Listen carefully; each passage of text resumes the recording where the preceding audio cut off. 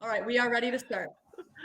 Go ahead. All right, I'd like to call the South Lyon Community Schools School Board Special Meeting of April 30th, 2020 to order. Mr. Abate, please call the roll. Okay, I am here. Ms. Hanshaw. Here. Mr. Kennedy. Here. Mr. Dashner. Here.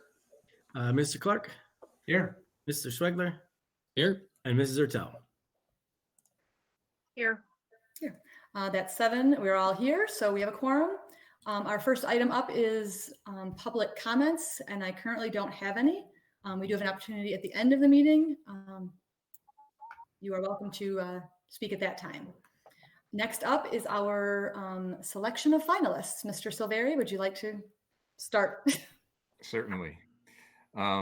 Okay, well, again, I'm pleased that you decided to take some time to deliberate on what I know is a very difficult decision and obviously a very critical decision as well. So as discussed last night, we'll provide each of you the opportunity at this point to share who you see as being the, who you consider to be your top 2 candidates from among the 6, the 2 that you would like to see advance.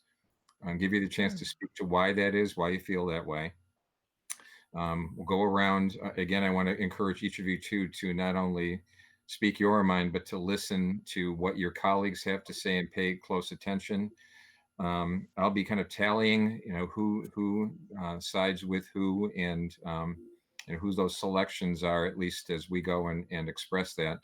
When we get to the end of it and all 7 of you had a chance to weigh in, I'll just kind of summarize where we stand, and we may be in a position at that time to go forward with a motion. If not, I'll lead you in a little bit of further discussion to see if we can get closer to that. So are there any questions about that before we jump in? Yes, I had one. Sure. Initially, are we just to name our 2 candidates that our top choices, or are we supposed to talk about them as I'm well? suggesting that you go ahead so that your colleagues understand your thinking too, to not only name the 2, but to speak at least just briefly as to why it is that you are supporting those 2 to advance in the process. Okay. Okay, any other questions?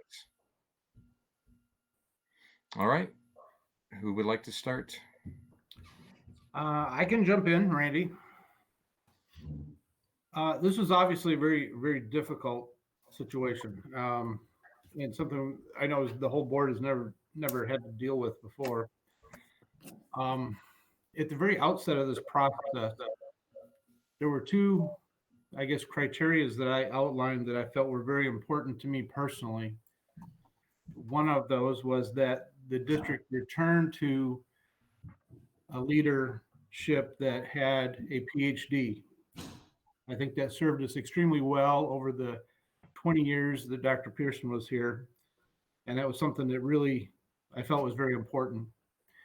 And the other thing that I had a very strong feeling for was that we would be better served by a candidate who had already served as a superintendent in another district. And I know I mentioned this way back at the beginning of the process, and that's kind of been festering in the back of my mind as I couldn't let it go. Unfortunately, we only had 2 candidates that met that criteria. 3 of them had PhDs. Only 2 of those 3 had superintendent experience.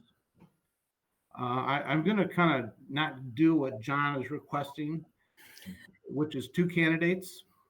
I'm just going to name 1 this evening, simply to try to simplify things, to bring some clarity and brevity to the situation.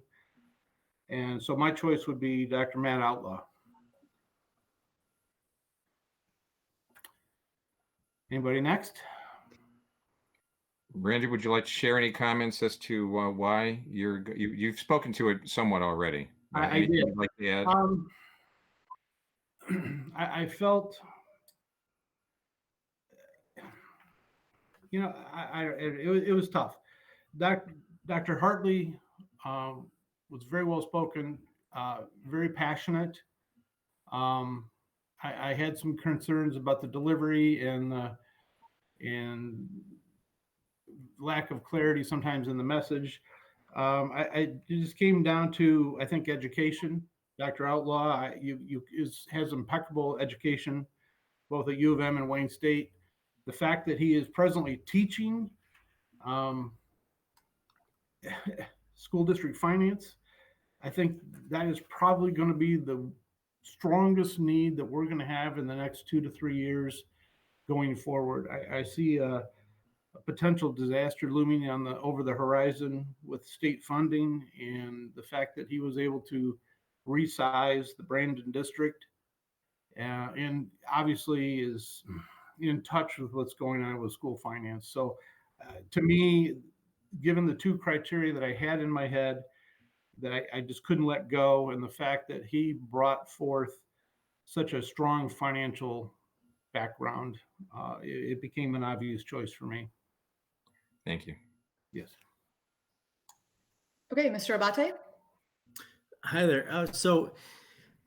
I want to thank all of the candidates who came out and interviewed. It was a really great slate of people. I think you could make a case for all of these folks, and some of these folks are doing the job now and doing it well. So that was impressive. I want to thank Mr. Silveri also. Mr. Dashner put it best, I think, last night when he said the process is easy, the decision is not, and so here we are. My feeling in looking across all of the candidates, I felt like folks had done such a nice job, and they're so close together that in the absence of significant separation there, I lean toward what I consider to be more of our known commodities. And in my mind, there's two of them, one of them known to all of us and one of them known primarily to me. And those are Ben Kirby and Stephen Archibald. And I'll talk about Ben for a moment first. Ben, I think in the 2 years he's been here, has demonstrated, and I'm sorry, I'm flipping back and forth between notes here, and I know it's awkward with the video, I apologize, but he's demonstrated a pretty strong skill set across the board for the work. Those of us who sat on the policy committee with him, we recognized how skillful and timely he was in shepherding us through the entire board policy revision. Moved us along on a good timeline, very knowledgeable and effective in helping us debate the pieces that we were trying to figure out. His organizational skill has certainly been on display since the pandemic hit, especially with the organization of the food drop-off and such. I think that it's important that we've seen an outpouring of support from his administrative team as well. And I would certainly, and I want to make this clear, I would never elevate the administrators' opinions over any other stakeholder, because I frankly think that we administrators are quite replaceable by comparison to great teachers. But it is significantly important that a superintendent has the respect and the connection with their administrative team, and that's an advantage that Mr. Kirby has coming out of the gate that way. And then for each candidate, I kind of picked a profile piece that I thought kind of stood out for them. So I would just note, in the profile that we came up with for our candidates, we said we wanted a decisive leader with the courage and fortitude to make difficult decisions, timely decisions, and the ability to articulate those with a good rationale. And I think Ben has done that. In my opinion, he's done enough to warrant at least a second look. And then my second candidate is Mr. Stephen Archibald. Now, I want to make clear, I don't speak for Mr. Archibald because I know and work with him. I speak for him because I believe in him. For the benefit of the public watching, I've worked with Mr. Archibald for almost a decade now in Livonia. As Mr. Silveri can probably attest, it's unique to attract a candidate like this who of his caliber, because he doesn't need to go anywhere. Andre Oquist is one of the finest superintendents that you'll ever come across, and he has been her right-hand person going back to when they were directors in the of elementary and secondary ed for many years. And it's widely known, although not necessarily spoken, that if she were to leave tomorrow, he would succeed her. And I think that he would have full support. We've had a lot of comments come from a lot of directions that are positive, because you're frankly not going to find too many people that have something negative to say. I have sat with him, I've observed him, I've worked closely with him in virtually every educational setting you could name. I've seen the connection and the respect and the dignity with which he treats students, the discipline process. I've seen the connection he has with our leadership in the unions. We sit together on our association board council, which is our liaison group between the administrators and the teachers. There is a significant of respect for him, and he's universally well liked. And he left a lot on the table, a lot unsaid in that first interview. I think he would tell you that. And I believe he has so much to offer that I'd like to bring him back and really have a chance to dig in on that second interview so that he can show you that, because he's a person who has over the years, we talk a lot about relationships, and we know that that's foundational to what we do. Steve walks that. Steve lives that, and he does that every day. And I can attest to that. He's an excellent person. And so, the last piece that I'll just add in there, again, the profile. We wanted a collaborative, inclusive decision maker who's able to unite stakeholders around a shared vision. Steve was a point person in a gigantic cultural shift across our entire district called Community with Character, where we redefined everything that we thought about how we treat kids and how we treat each other in classes. And he brought the entire community together to do that, including visiting schools to talk to kids in individual focus groups from K through 12. It was amazing. So in that for me, those two men are fairly well known to us and have proven themselves well enough to come for a second interview. Thank you.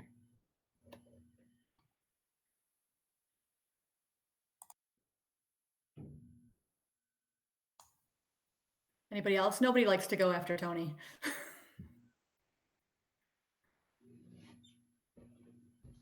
I can go since no one else is jumping in. Mr. Tell, jump. Oh, that's fine. Okay. Yeah, I'm not going to be anywhere close as eloquent as Tony is, but the two candidates that I chose are Steve Archibald. And the reason that I had him on my list is looking at the letters of recommendation from different people, from staff up to admin, looking at his application and resume, and then just knowing that I've heard from just friends that live in the area that know Livonia, or people that live in Livonia, speaking highly of him. Some of the items that I liked hearing from him is that he considers, education in schools as a people business. So that tells me that there's going to be some interaction. And that was one thing that I know I was looking for with a superintendent is interaction with staff, community, but as well with students in the schools. He was interested in, collaborative working in all aspects, from budget to education itself to providing the students, pathways to move themselves forward, as well as include everybody in decisions of the district and take all stakeholders' thoughts into account. The second person that I chose was Dr. Outlaw, and for very similar thoughts that I had for Mr. Archibald, I had for, excuse me, Dr. Outlaw, is that he has a good amount of experience from teaching all the way up to admin. One of the things that I really liked that he said was that he stated that he would be in the school with students. So that sort of struck me right there, knowing that, he's going to be in the schools, talking to students, and then participating with multiple groups and bringing them into different conversations. I also liked his statement that the school is the fiber that connects the community. And I believe that, and you need someone to be able to, bring that together and bring the community together and to listen and take everybody's information and thoughts into decisions. as well as having a very student focus for achievement, looking at the different kids, what the different kids might need for their education. Different kids need different things, whether they're going on to college or to career focus. And I like that he's looking at that piece of it. I'm sure there's more that I could say, but those are my choices. All right, thank you. Thank Mr. Dad. you. So I wish I could talk as eloquently as Tony does about all of this stuff, but I'm never able to. I do want to thank each of the candidates for coming in and giving their time and efforts into these interviews. Their preparation definitely showed. I also want to thank everybody that watched these and sent feedback into us. I did find that very helpful, and it really helped give me a little bit of perspective when I was struggling trying to get it down to 2. So I want the community to know that that was very helpful. To get down to it, I'm going to, or I want to see Ben Kirby come in for a second interview. A lot of the reasons are the same things that Tony said. The idea of having a portrait of a graduate and using that to kind of define decisions moving forward. I found that really resonated with me, and that hits a lot of areas that he talked about. With him being an employee here already, he's got a kind of a deeper understanding of our district. I think out of all of the candidates, he was the only one that really understood that there was a Tri-County Alliance that we're a part of, rather than just Oakland County Schools, and the challenges that brings being in 3 different counties. I like that he mentioned talk about potentially virtual school, also mentioned CTE programs. And I'll say this, and this is probably more of a personal side, but just having been in interviews he's conducted for administrator positions, the way that he puts the thought into bringing staff on, the way he organizes it, allows people to kind of diverge with their thing, and then is able to pull everyone together and really drive to a decision. I've always been impressed by the way he handles that. So those are the reasons why I picked Ben. My second candidate, and this is the one I struggled with a lot, and the feedback helped, but I'm going to choose Steve Archibald. I like the fact that he lives local to us, being in New Hudson. Having somebody in the community, I think, is a positive. Let's see, just going through my notes here. I liked how we focused on learning rather than grades. I know that would be a tough thing to change, but he talked about that being on the school system to change the narrative on that. I like the thought behind that.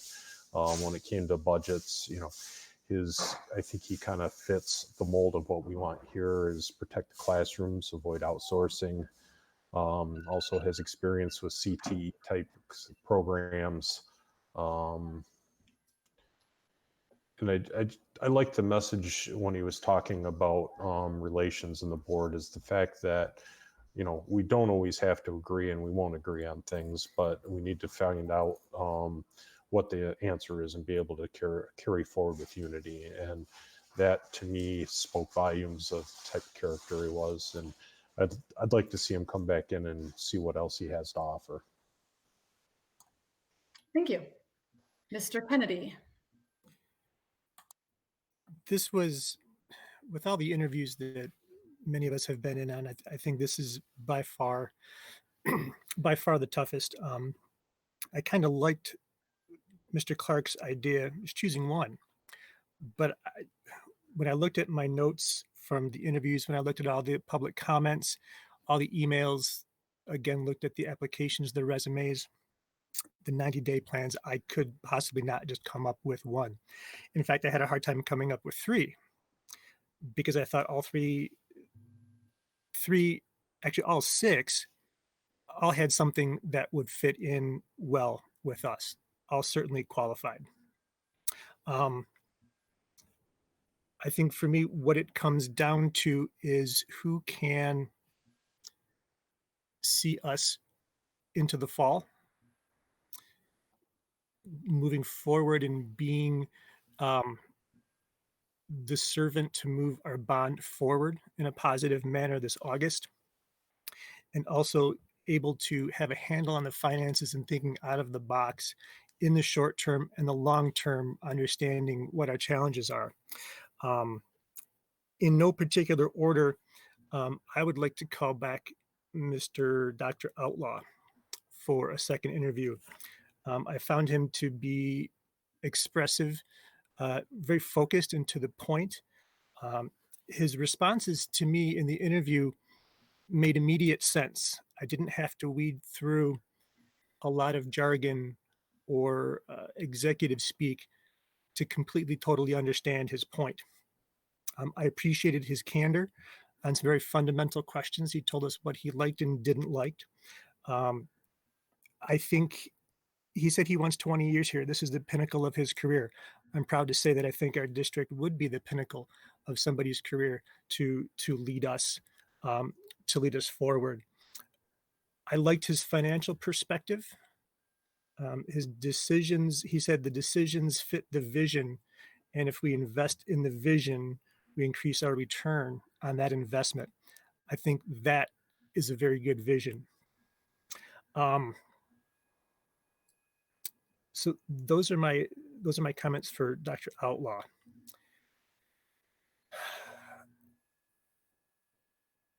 I would also like to see again from Mr. Archibald.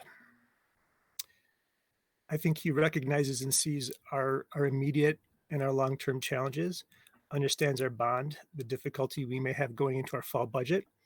I liked his response where he talked about learning for learning's sake, not so much focused on teaching, but how do we address the whole student? I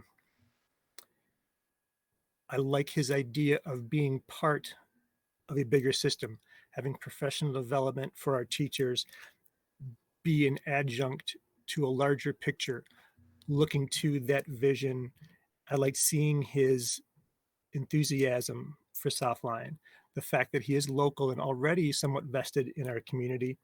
I liked his idea of having a unified community, district, families, parents, students, teachers, and presenting a unified front in communications going forward.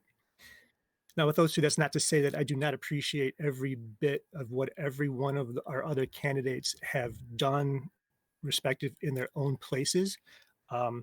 These are at least two I would like to hear more from. Thank you. Mr. Schwegler. Again, as others have mentioned, I really do appreciate the candidates taking the time and putting the effort in to prepare for the interviews, to do all the work that comes with submitting these applications. And again, thank you, Mr. Silveri, for getting us to this point, which was, seems for us at least, by far easier than what we're about to go forward with. Some have already echoed what I feel. I think for me, I think back to why I moved to this district. And it was primarily back in 2007 is when it was, how impressed I was with how this district performs, especially knowing that they do it on the minimum foundation allowance. And so for me, you not only need somebody with vision, but you need somebody who has the ability to manage those finances in a way where you're getting the most bang for that buck and you're not making missteps that cost you an opportunity to improve the district. So for that reason, Dr. Outlaw is one that I would like to see for the second interview. And again, as Eric had mentioned, this is not in any particular order, but I figured I'd start there. I wish we had the opportunity to pick three, because then my night would be easy. I thought there were three candidates that certainly separated themselves while appreciating that the other three could have brought something to the district. And I really struggled with the decision between these other two. To help with that, I've reached out to, I can't tell you how many people, administrators, teachers. I've read the resumes. There's a lot of support for both people. So I guess for me, the deciding factor is I'm going to lean on those that have had personal experience, that have had direct working relationships. And while not everyone has been as enthusiastic, I think there's enough there to give Ben Kirby an opportunity to come in and state his case and why he should be chosen next. In terms of both candidates, they were the two that really spoke to me most about vision. I like the idea of taking some risks. You have to take some risks when you don't have the luxury of getting paid top dollar per student in order to make the district strong. Both of them did have, they did mention they're wanting to expand CTE in this district, which is something I really think we should focus on going forward. So for those reasons, those are my two picks. Okay, I will finish it out. I agree with just about everything everyone has said. We were very lucky. Any one of these six candidates could be and would be great superintendents. Our job is to find out who would be a best fit for South Lyon. So like a lot of people, I went back to our original candidate profile and tried to make sure that we were meeting the requirements that we were looking for. We wanted someone that was student-centered, innovative, collaborative, passionate and dedicated to our district. And I felt like there was definitely a top three, but two of them I felt met that the most. I'm hearing noises. My first pick was Mr. Kirby. I felt that his dedication was shown in that he spent 25 years in Ionia and then purposely and selectively chose South Lyon to live here. And he has made it abundantly clear that he wants to be here. I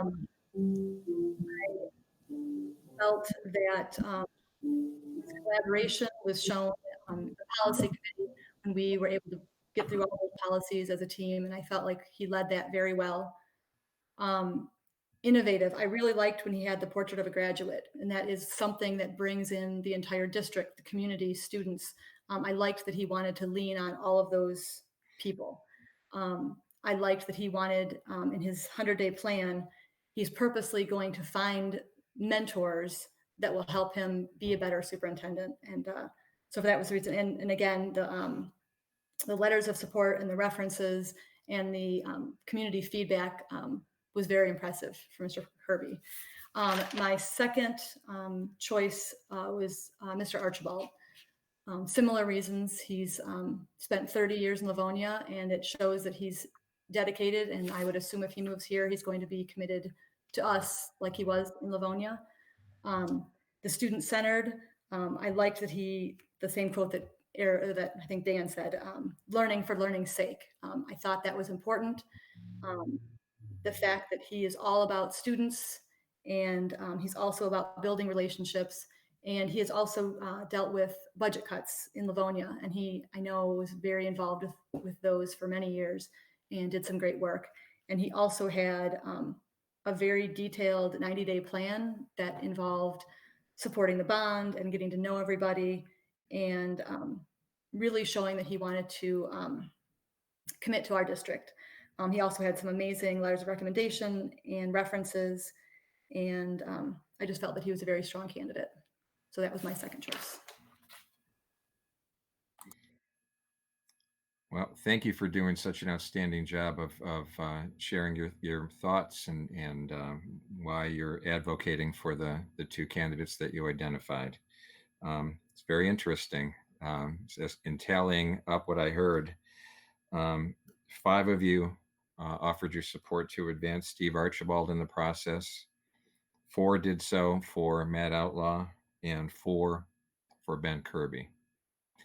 So I'm going to suggest this, and I'm going to ask you, though, and make sure that you're comfortable with it, but it's my suggestion that at this point, and again, you've had the benefit now, you came out and shared what you were prepared to going into this meeting, but you've also heard from your colleagues now, too. So given that the one candidate who received the most support, 5 of you, was Mr. Archibald, and that the other two received support from 4. I'd like to go back around, and I'll give you the choice as to whether you'd like to say anything more about it or just to express what you think. But if we were to assume then that Mr. Archibald, given that level of support, would be one of the 2 people to advance, of the other 2 candidates, Mr. Kirby and Mr. Outlaw, Dr. Outlaw, which of those 2 would you support to advance in this process? I'm guessing there's some gut churning going on right now. This is very difficult, I know. Given think, those 2, which way would you go? There's a movie line from many years ago that went, "Oh, you're killing me, Smalls." I'm familiar with that. This is, you said gut wrenching. Yeah, I think you're pretty close. John, would it be inappropriate to re-interview 3? I was expecting that question might come up. So, and so here's my answer. The short answer, and very direct, is to the question, can you interview all 3, is yes, you can. You certainly could.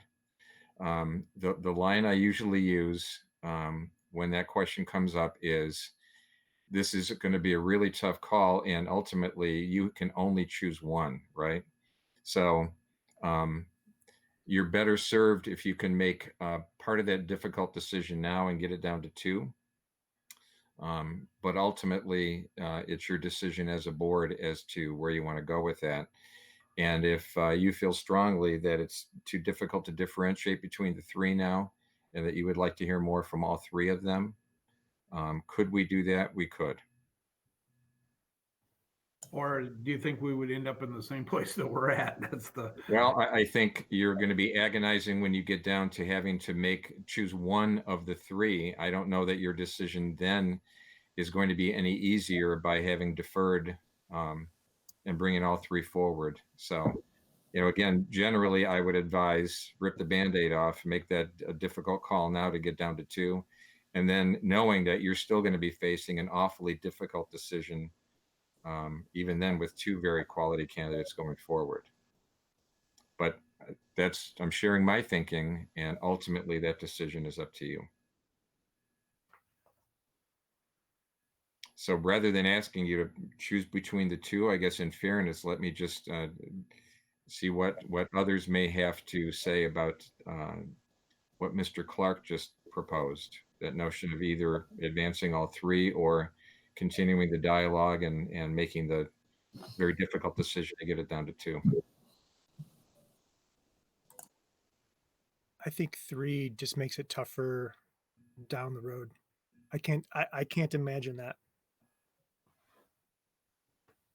Well, and also if we want to really do a full-blown second round interview and allow the community to possibly meet with the candidates, or if we want to allow some different stakeholders,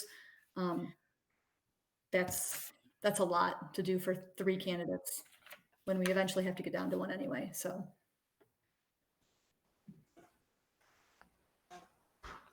And my concern, if we went with 3, you look at the distribution of votes tonight, 4, 4, and 5. We're spread pretty evenly amongst 3. We could end up with the same thing and end up with no single candidate having a quorum, which could lead to, I shouldn't say quorum, but a majority of the votes, which could lead to an issue. If we can deal with it and get it through tonight, we're guaranteed that somebody gets a majority when we do it with 2. I think maybe my suggestion might be to try to narrow it down. Of the choices each of us made, if we had to choose one tonight, which would it be? Maybe that'll help clear up some of the mud. I mean, obviously for Randy, that's really easy. Yeah, I think that's valid though, Dan. But I think that might help, just one round of that, see where we stand in total votes at that point, if we had to choose one of our 2 candidates tonight without the benefit of a second interview. Okay, do we want to go in the same order or do we want to do a different order? Or is everyone okay with that? I'm not sure I fully understand it though. Are you suggesting that if we had to pick from the 3 tonight or from the 2? So you take your 2 picks, Tony. If you had to choose between Ben Kirby and Stephen Archibald today, without the benefit of learning more in a second interview, who would you be more inclined to choose today? That doesn't mean that's who you'll vote next week, but it kind of tells you who you're leaning towards right now. And maybe that kind of helps us figure out if there's a little bit of separation with that. Yeah, I can see the logic there. I struggle a little though, because I don't necessarily feel like I have a lean. I almost don't want to like color the second round with that feeling. Does that make sense, Mr. Silveri? I'm afraid that the candidates will come in with a sense that he already kind of set out, right, that he would take the other dude today. Is that, you know what I mean? Like I feel. I would tend to agree. I'd be a little bit concerned about, and in part too, I don't know that it's fair either, because I had really asked that you force yourselves to kind of get down to 2, and I don't know that you've necessarily processed your thinking to the point where you are confident in naming just one of those 2. That's my thought. So should we just all go around and vote between just Mr. Kirby and Mr. Outlaw? I mean, some of us already chose one of them, but some people haven't. I would think so. I mean, with 7 of you, and given that you're all going to be weighing in on just one of the 2, one of those 2 is going to get majority support. I think I'm most comfortable doing that. Okay. Everyone comfortable with that? Yeah, and I just want to say outright that these are great people. Like I think I think it does make some sense for us to get down to 2 tonight, but I don't disagree with Randy either. Like I could easily have seen all 3. I wouldn't be disappointed by that, but I get why we need to narrow. So I just want to put that out there that I'm going to have to pick, but I think they're both great. They really do. Okay. Do we want to go in the same order, opposite order, random order? Do we have an opinion? Well, I can go first because it's easy for me. So then I'll just go in the same order? Dr. Okay. All right.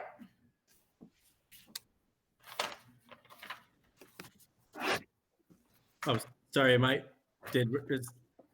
Randy? Oh, wait.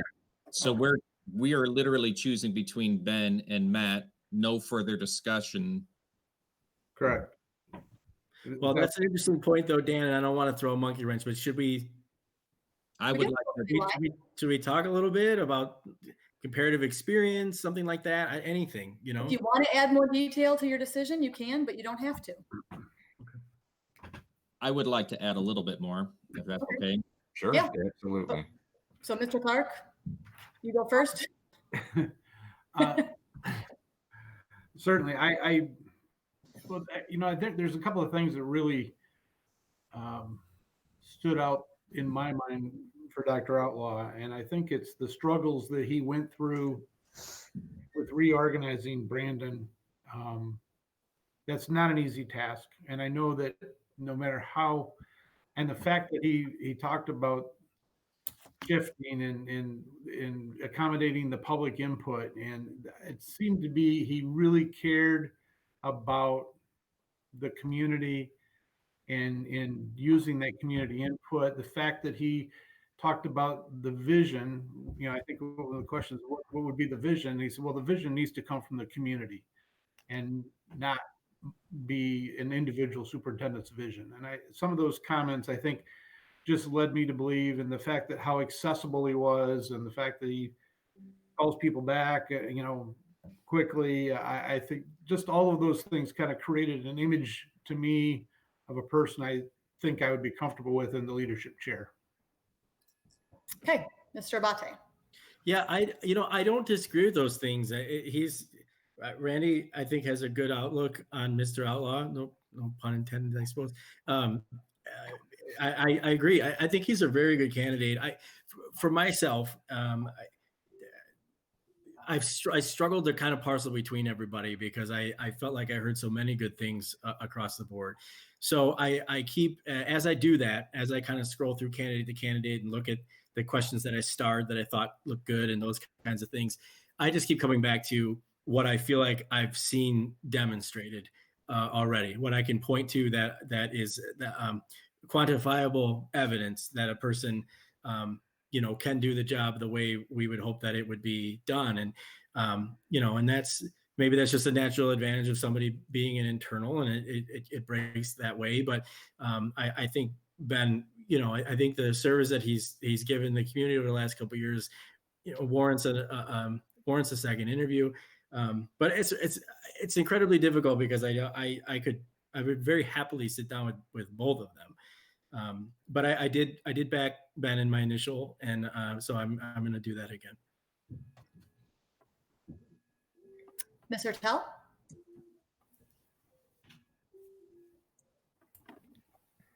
Sorry, I was fighting with my mic to turn back on. Every time I get close to it, it would disappear.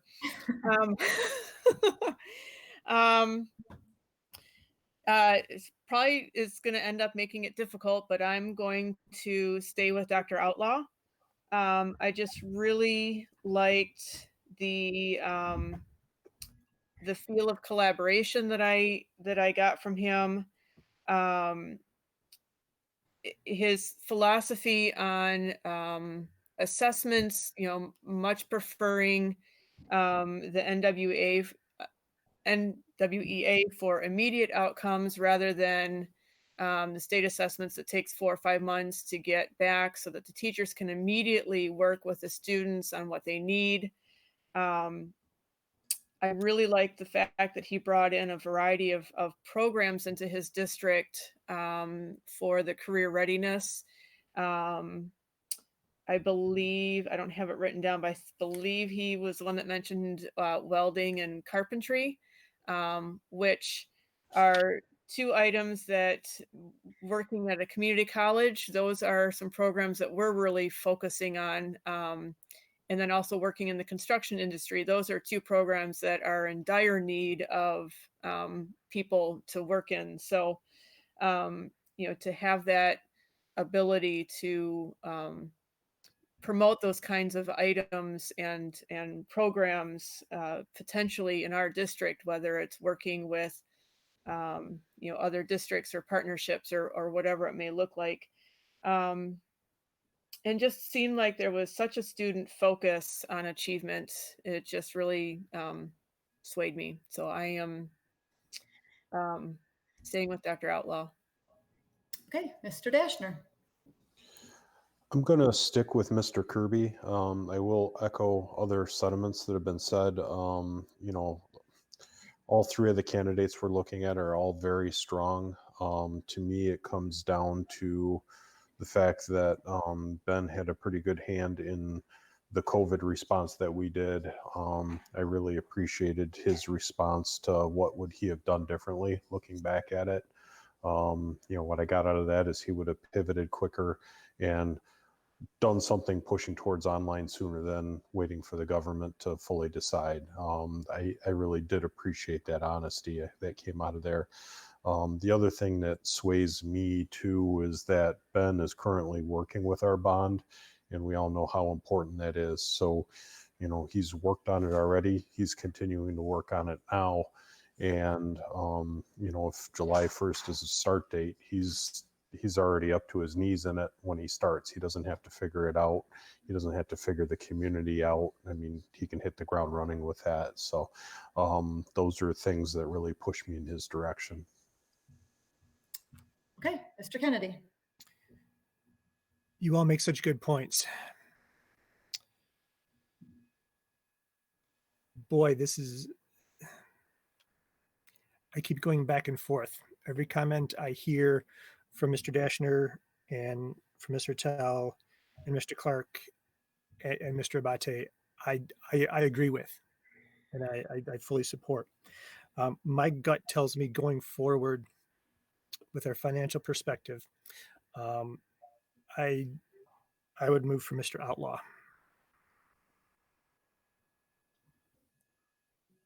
Okay, Mr. Schwegler. This might be why I didn't want this format. Because you're the only one who had to make a decision.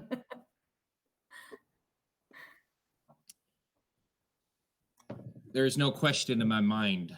Ben is going to be a great superintendent one day. Somebody is going to hire him. It may be us, it may be somebody else, but he is going to be a superintendent. For me, because I didn't want to choose between these two in this round, it was supposed to be next week. That's when I wanted to choose between the two of them. These were my two top choices for a lot of reasons. For me, while I understand that we've got the bond coming forward, I know Mr. or Dr. Outlaw has dealt with them. He's dealt with significantly more challenging financial situations in Ortonville, Brandon, which makes me feel more comfortable that he's, without getting that second interview, a better choice to lead the district if he's chosen with the uncertainty that we have in the next few years. I don't want to make this decision right now, but I'm going to choose Dr. Outlaw for now. Okay, and I will stick with Mr. Kirby, but Dr. Outlaw already had 4, so I guess that was. He did. And so it would still require someone at this point to make a motion, to have the motion seconded. Of course, like with any motion, you could have further dialogue at that time if you wished, but then you would simply put it to a vote. I'm going to go back to look at it's as agonizing as this was. You were very fortunate to be in a position where you had to make an agonizing decision between some really outstanding candidates. And that's not even to mention, the other 3 folks that interviewed as well, although some of you certainly did, but especially as it relates to the 3 that you've been particularly discussing. It's a great problem to have, great situation to be in, but boy, very, very difficult to make the decision. So again, at this point, we would simply take a motion to move forward. Okay, would someone like to make the motion? Sure. Mr. Bate? Yes. So correct me if I get this, say this incorrectly, but I would move that we advance Mr. Stephen Archibald and Mr. Matt Outlaw to the second round of our interview process. Support by Clark. Moved by Mr. Abate, supported by Mr. Clark. Any additional questions or comments? If I can just say one thing, slightly unrelated, but Dan Swegler, I have tremendous respect for you. Tremendous respect for you, because that was maybe the most difficult position I think I've ever seen somebody in the board put in. And you're a good dude. Second that. Yeah, I agree. When Yep, absolutely. I had a hard time getting it to 3 people, and my 3 people are our 3 people, our 3 gentlemen. I think I can't speak highly enough that we did receive the cream of the crop, and the decisions came down to my decision came down to the most minute details, a gut vision that aligns with what I think. After I put together all of the information that we had, not easy. I congratulate all 3 of these 3 finalists and all 6 of our superintendents candidates. They no doubt will be very successful wherever they end up in their careers. all right, thank you. Any additional? Okay, with that, Mr. Abate, please call the roll. Yes, Ms. Zertel, Yes. Mr. Swegler, Yes. Mr. Clark. Yes. I vote yes. Mr. Dashner, Yes. Mr. Kennedy, I vote yes. and Mrs. Hanshaw. Yes, motion passes 7-0. So we have our candidates going forward. Congratulations to everyone. All right, next up, Mr. Silveri, we need to discuss the next steps. Yes. Know, by the way, that as we complete this meeting, I will immediately afterward be calling all 6 of the candidates to inform them as to where they stand and to schedule the 2 gentlemen that you selected for second round interviews. It will happen tonight. So I'll take you back to, if you hadn't seen it, you know to look for it, but I sent an email earlier today regarding second round interview questions. Hopefully you had a chance to see that. If not, take a look, and you can certainly let me know as a follow-up if you have any questions about that. But I want to make sure that the direction I provided for that is clear, and see if you have any questions about what I'm asking you to do with those.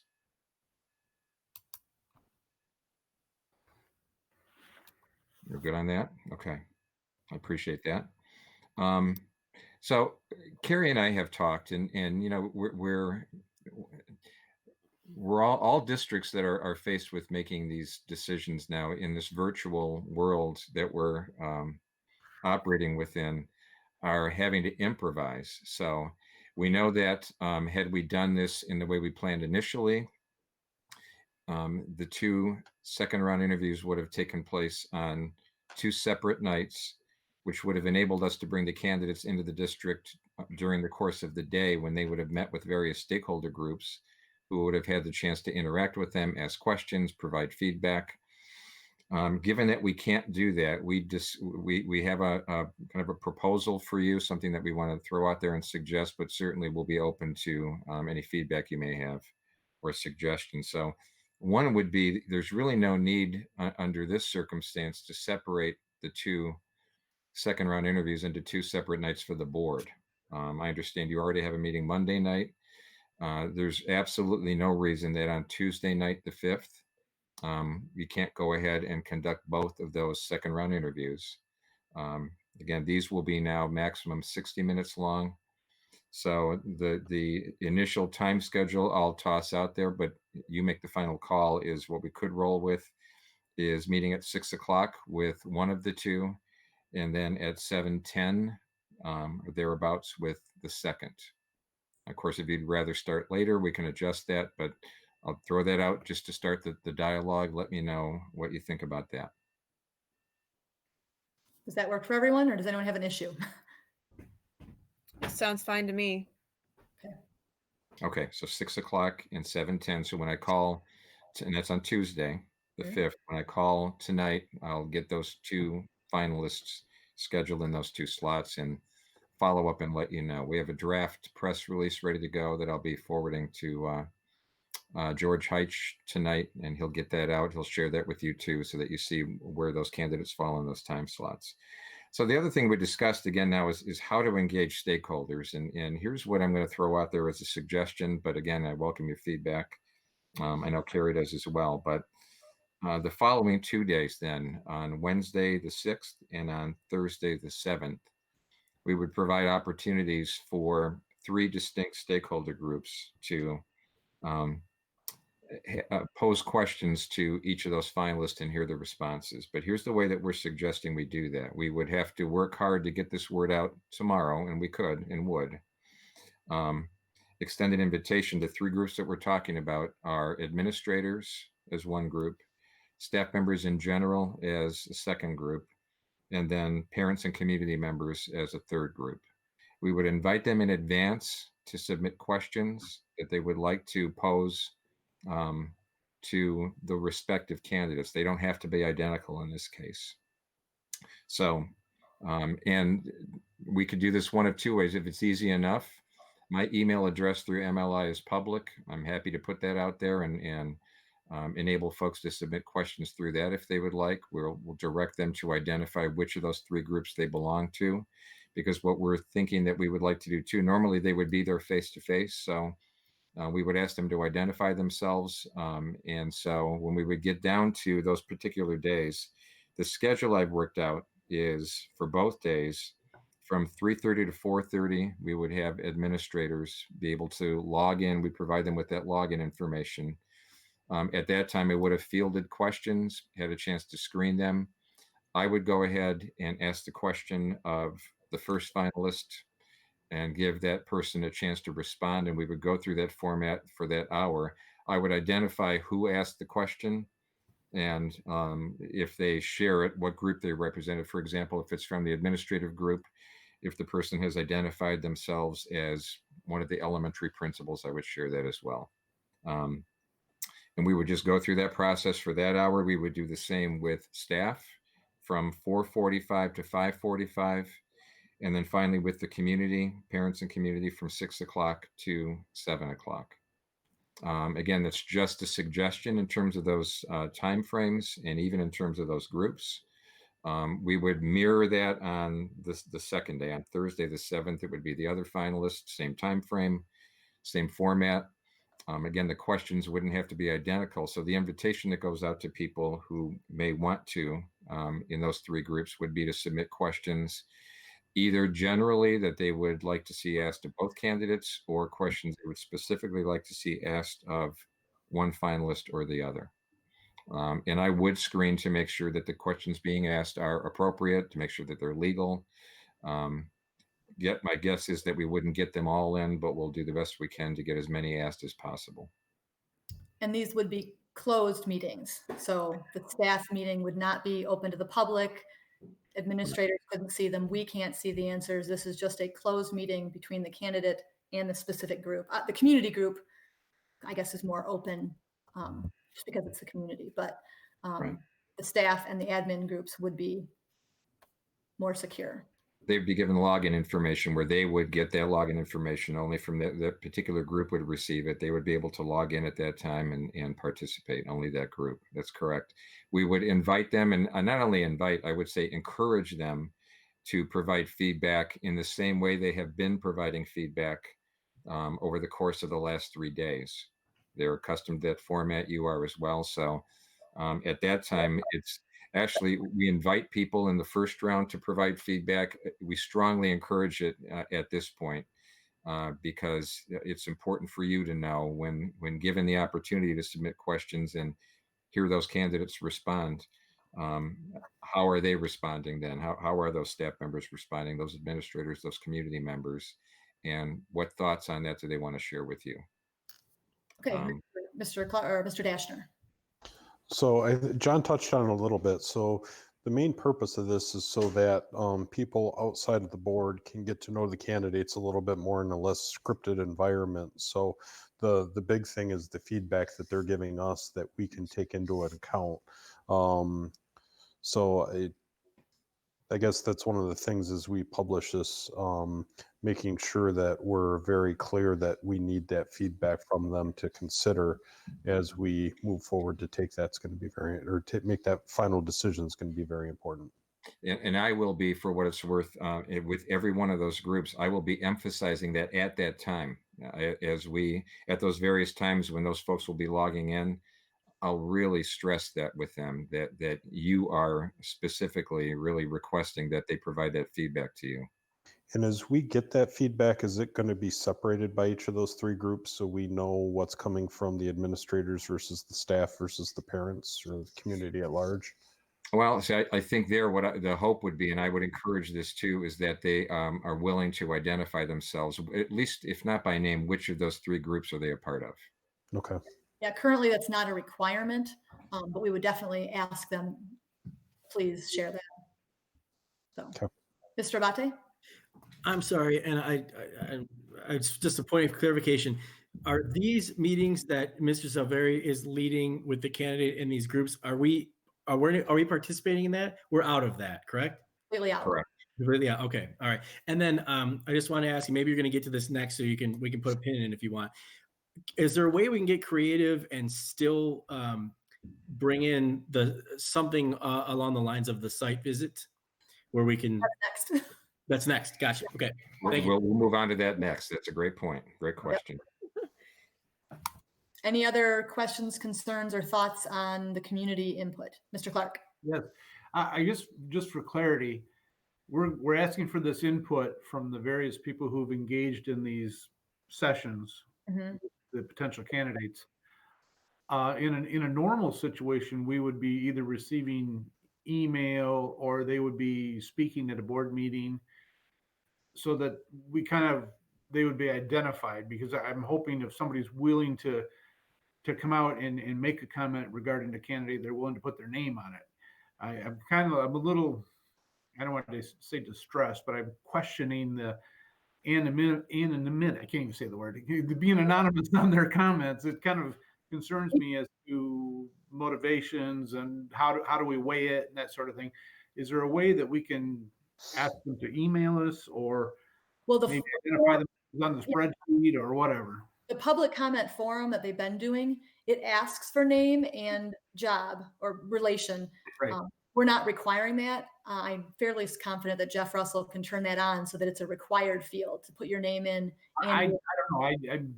Because it's something we normally would require in a public meeting, is they state their name. So. Right. So yeah, we make it required that their name and their role, i.e. teacher, parent, community member, is a required field. But just to be clear, in terms of trying to replicate as best we can, it's not exactly the same, of course, but right. In trying to replicate what we would be doing normally, the folks who are participating are identified by virtue of the fact that they're present, right? They're there, you see their face, you know who they are.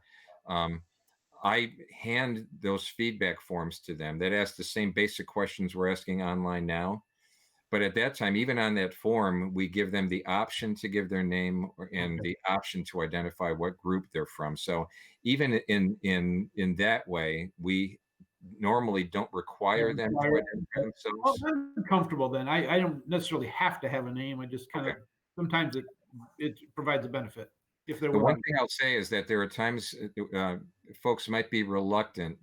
And the concern is that even though they're sharing this through your eyes only, but I've heard it so many times before, I'm reluctant to say anything if I have to identify myself, because if I say anything critical about a candidate, that might be the person I'm working for in a couple of months, and I don't want to do that. So I think if you want to get unvarnished, honest feedback, you want to give them the option to provide it anonymously if that's what they're comfortable with. That's my suggestion. Yeah, and they will have to understand that when we're reading that feedback, it's in the back of our mind what's their motive if they don't tell us. So sure. Yeah. Okay. Mr. Dan Schwegler, you were next. What I was going to comment on that, what concerns me about this online format for that situation is somebody deciding to maybe spam positive or negative comments for the candidate they do or don't want anonymously, not knowing that it's the same person putting 10 comments out there, elevating or pushing down the other person. That's the only concern I have with anonymity. So is there a way to at least verify that just as you hand out one comment card in person, can there be some sort of restriction that you're only allowed to post once from, your device or your IP address? I don't know if we can get that technical. And maybe I'm just being crazy, but with kind of what's going on in national elections, these are the kinds of things I think about in an online only format. I'll just weigh in quickly. I don't think you're being crazy. I think it's a valid point. I don't understand the technology enough to be able to say whether or not you can verify that somebody submitted a response once and then they're disabled from doing so again. I suppose your tech folks could look into that. I would say this: the difference between this and the most important thing, I guess, to consider, even if that were to happen, the obligation that you have is remember that this is just this is not a vote.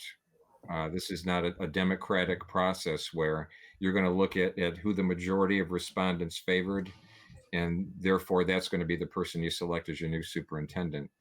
It's going to be more a matter of you just getting a feel for how are your stakeholders reacting to what they're hearing from the two candidates. And that's one more piece of information among all of the information you have that you're going to process and consider, but you can't divorce yourself from having ownership of the final decision. So it's information at your disposal to consider, but it's, again, that's one piece of data along with the feedback you've already received previously and everything else that you have at your fingertips that still should remain part of this final decision. Okay, Mr. Dashner.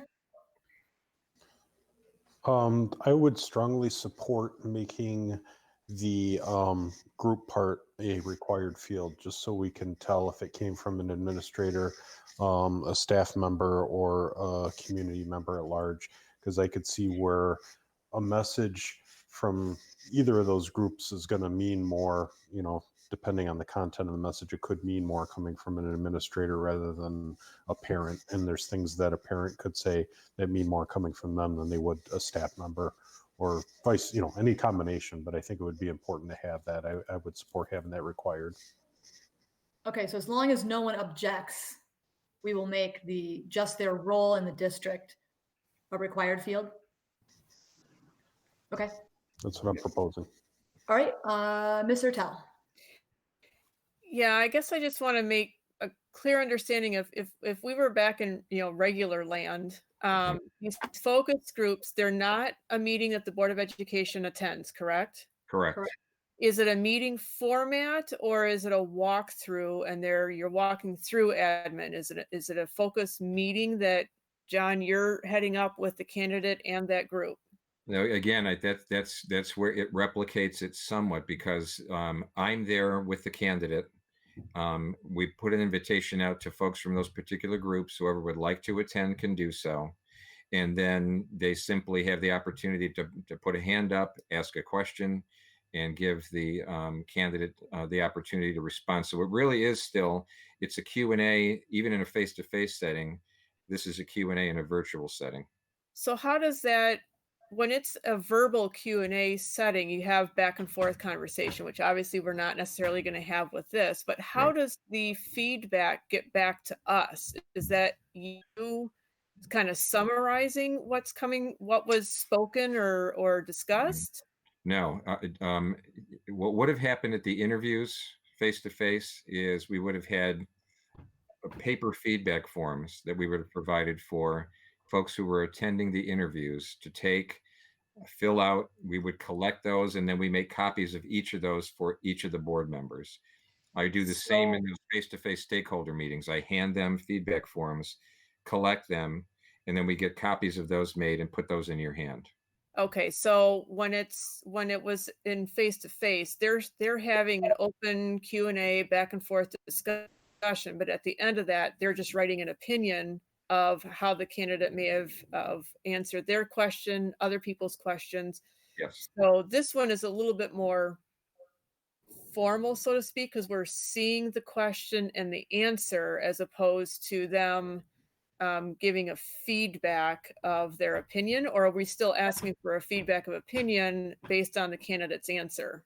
Yeah, all you're doing, you're not going to actually see the literal Q&A, but just as would happen if we were doing this face-to-face, what you would see is, of the people who participated and provided, what they would write in their feedback form is much the same as you've been seeing.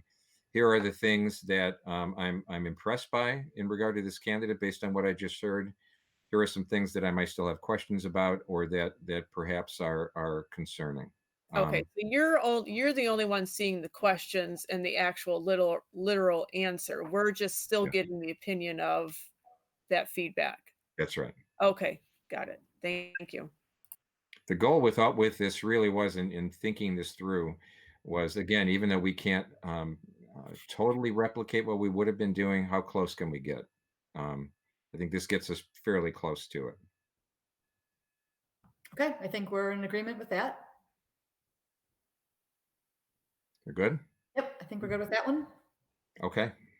All right, then we'll be working tomorrow to get that word out and get the ball rolling on that. So the last question then is the one that was raised about site visit. The other step that you would have taken was no more than 3 members of the board would have gone to the work site of each of the 2 finalists and had the chance to interact with various stakeholders there that would have been arranged for you by each of the 2 finalists.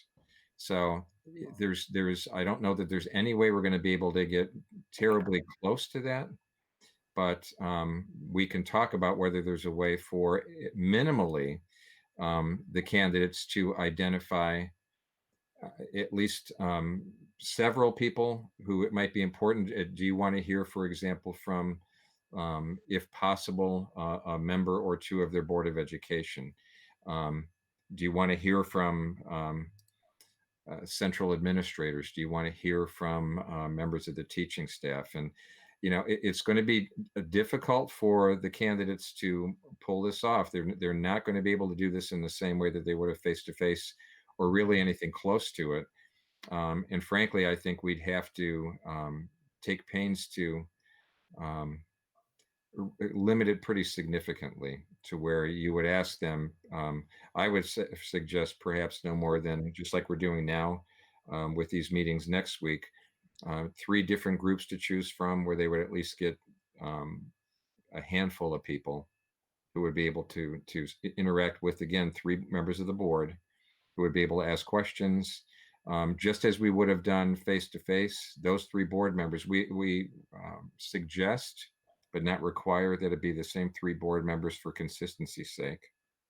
And then we ask too that those 3 board members would make a commitment at the end of it to create a joint statement that they would, just a summary. Here are the things we saw and heard from the one site visit, if we'll use that term still. Here are the things we saw and heard in the second, to try to be as objective as you can be. So the goal is not to say, coming out of that, we 3 board members now recommend you choose this candidate or that candidate based on this. It's simply to say, generally speaking, here's kind of what we heard, here's what we saw, and you share that with the other 4 board members so that you all have the benefit as best you can of that experience.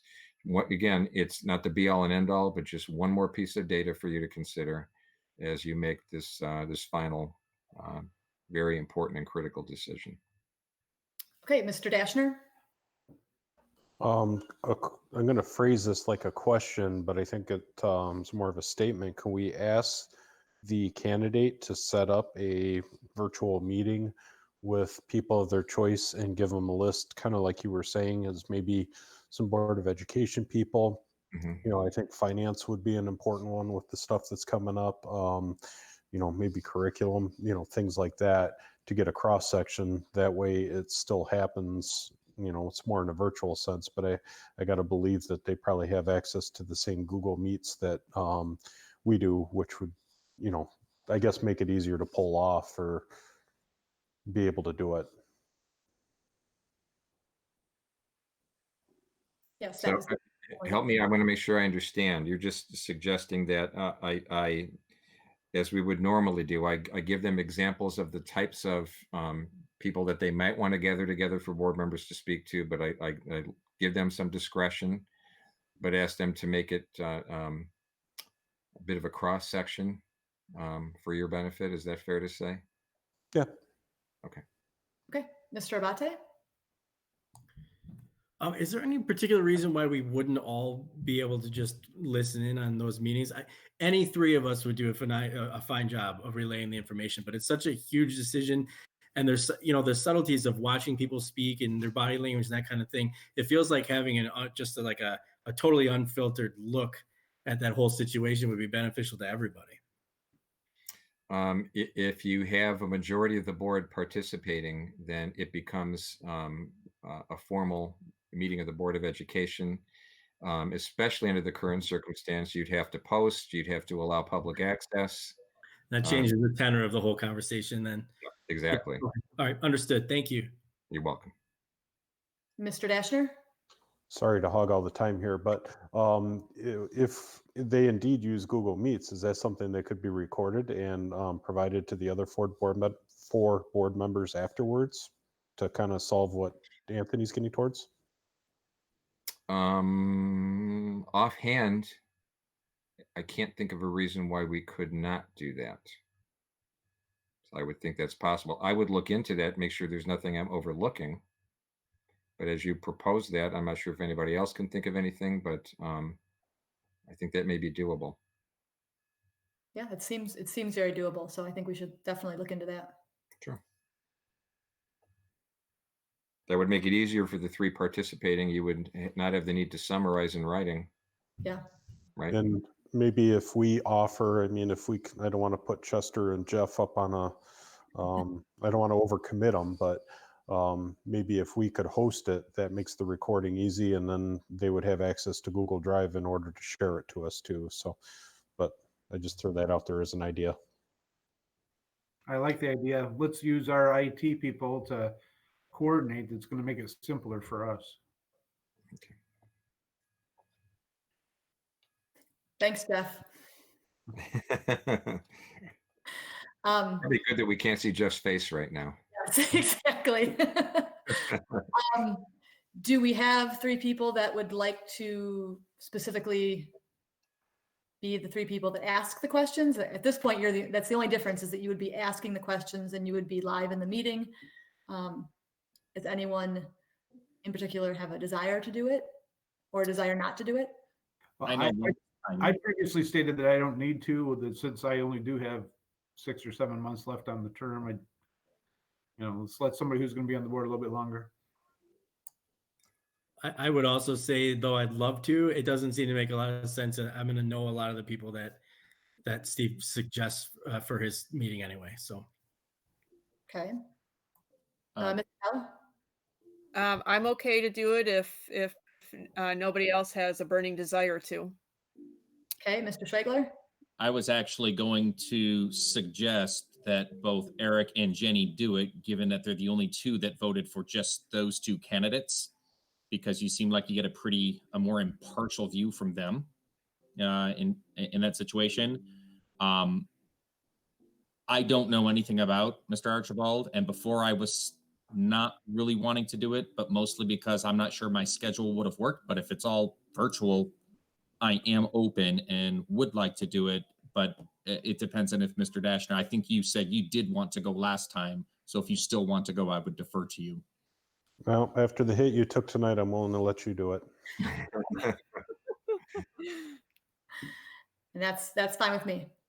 Yeah, I like that group. Okay, so Mr. Schwegler, Mr. Kennedy, and Ms. Ertel. I guess I've been nominated. Yeah, no one asked Eric. You didn't get a choice. I'll do it. Can you do it, Eric? You said you could. I can, yeah. Okay. Well, and it makes a lot of sense. Dan's point makes a lot of sense about It does. the balance of that. Mhm. Right. Okay. All right. So with that, I don't believe there are any other decisions to make this evening. Again, go back, check that email regarding interview questions. If you have anything that you'd like to suggest in that regard, please do so by Saturday to President Hanshaw. We'll get to work on getting these meetings arranged for next week, the stakeholder meetings. I'll get the 2 finalists scheduled, and you'll know who what that schedule looks like, possibly even as soon as tonight, certainly by tomorrow. And what I want to stress too, by the way, certainly is Carrie's been good about this, but if there are any questions, concerns, keep the lines of communication open. I want to continue to work with you and make this as problem-free and make sure that this goes as smoothly as possible for you folks. It's difficult enough having to wrestle with the decision. You don't need issues with the process too. So my job is to make that as easy for you as possible. And I want to make sure that right through to the finish line, that's exactly what we do. Yes, and thank you. It has been so far so good, very smooth. So we appreciate it. Okay, with that, our next item is public comment. We do not have any additional public comments. So I will, we're up for a motion to adjourn. So moved. Go ahead. I'll defer to. I think it was moved by Mr. Kennedy, supported by Ms. Ertel. Sure. Okay, Mr. Abate, please call the roll. All right, Ms. Henshaw, Yes. Mr. Kennedy, Yes. Mr. Dashner. Yes. I vote yes. Mr. Clark, Yes. Mr. Schwegler, Yes. and Ms. Zertel. Yes. All right, motion passes 7-0. We are adjourned. Good night, everyone. Have a good night, everyone. Everybody. Tough job. Good job.